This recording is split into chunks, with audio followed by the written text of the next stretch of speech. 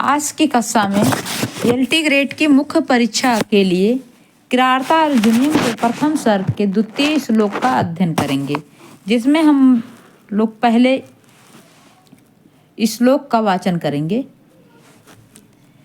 कृत प्रणामश्च महीम मही भुजे जिताम शपथने निवेदिष्यतः न बिव्यथे तस्य मनो न हि प्रियम प्रवक्तुमिच्छन्ति मृषा हितैषिणः। यहाँ है, इसका अर्थ पहले देखिए। कृत प्रणामश्य यानी प्रणाम किए हुए बनेचर का। कृत प्रणामश्य प्रणाम करके। किसको प्रणाम कर रहा है?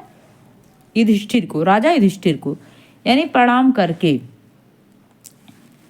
फिर सपत्नेन शत्रु द्वारा जिताम जीती हुई, क्या जीती हुई? पृथ्वी। मही भुजे, महीम पृथ्वी, मही भुजे जीती हुई पृथ्वी को मही भुजे राजा के प्रति निवेदिष्यतः निवेदित करता है, कहता है, उसके बारे में वो बातचीत करता है राजा युधिष्ठिर से।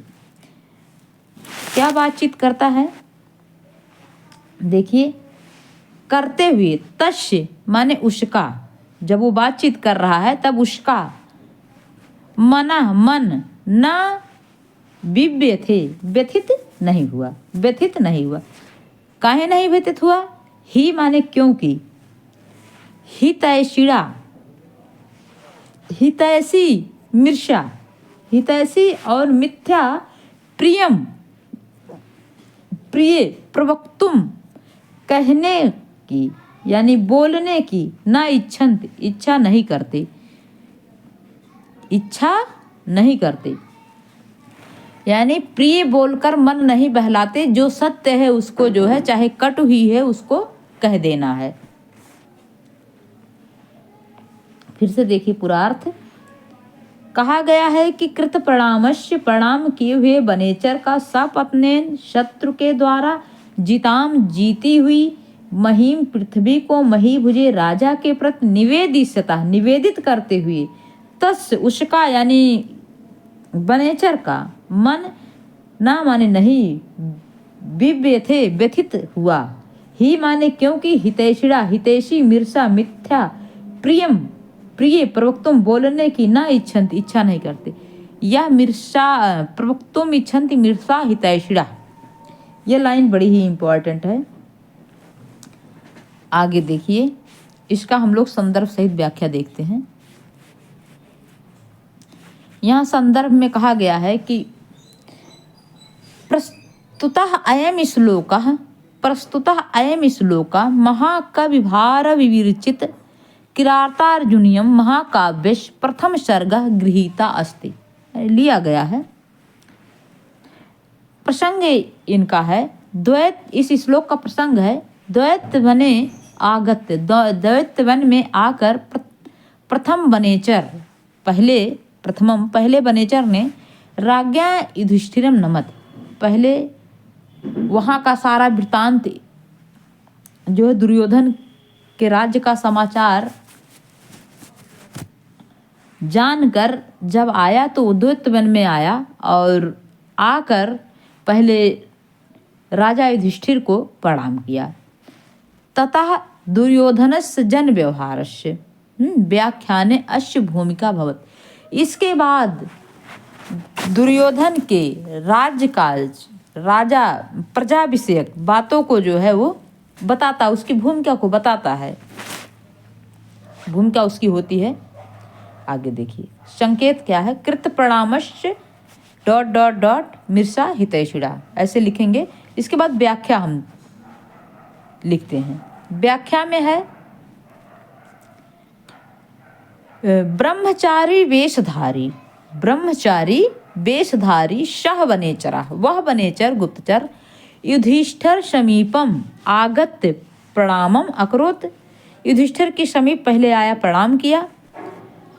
ततः निरपश्य युधिष्ठिर पुरतः शत्रुणा, पुरतः माने सामने, शत्रुणा दुर्योधनेन स्वायत्तीकृताया, उसके द्वारा किए गए पृथ्वी के वर्णन को कहने के लिए उद्यत हुआ।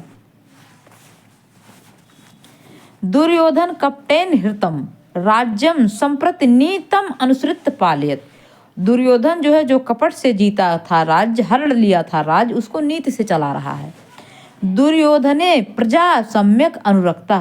दुर्योधन जो है प्रजा में अनुरक्त है। इदम प्रियम अपि कटु सत्यम निरपे निरपे युधिष्ठिराय कथेतुम सह गुप्तचरः न व्यथिता। अर्थात गुप्तचर चित्तम न विचलिता।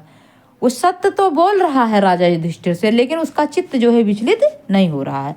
यतः हितैषिणः भृत्या स्वामिना पुरता कदापि मिथ्या भूतम प्रियम वचनम न वदन्ति। कह रहे हैं कि यत हितैषिणा, जो हितैषी भृत्य होता है, भृत्या माने नौकर, स्वामी से, स्वामी के पुरतः माने सामने, कभी भी कभी भी मिथ्या भूता, मिथ्ये बात, मिथ्ये और प्रिय वचन को नहीं कहता। वो जो है जब भी बोलता सत्य है, कटु भले हो लेकिन सत्य ही है, सत्य ही कह रहा है। ते निरपश्य हिताय कटु सत्यम अब कथयंत। आगे लिखा भी गया है, ते निरपश्य हिताय कटु सत्यम अब कथयंत। वह राजा युधिष्ठिर से उसके हित के लिए कटु सत्य को ही कहता है। आगे देखिए, व्याकरणात्मक टिप्पणी है। व्याकरणात्मक टिप्पणी में है,